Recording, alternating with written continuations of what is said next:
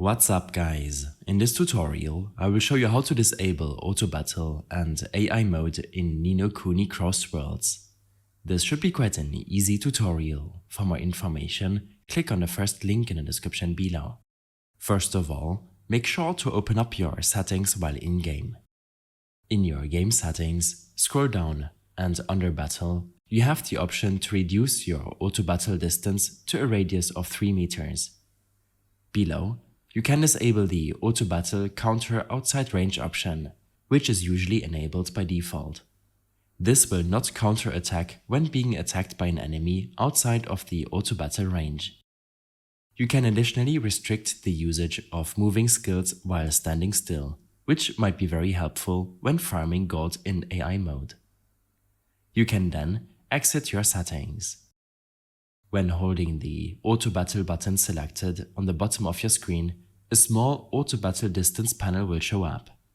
Here, you can reduce the radius where your character will search for and fight enemies. The skill movement restriction is a very useful option when enabled. This allows your character not to move around after using skills and abilities, which is great for farming. When tapping on Auto Skill and Familiar Auto Use settings, you'll get the option to choose all of your skills to be used in Auto Battle. Access your AI mode settings when navigating to your settings and tapping on the plug icon. This section will be unlocked after finishing the Forgotten Ancient City Reputation quest from Captain James.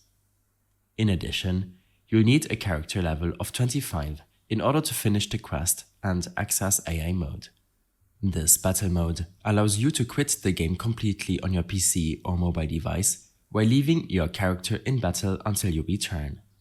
By default, you're only allowed a total of 5 hours in AI mode. After that, your character will automatically stop and wait for your return.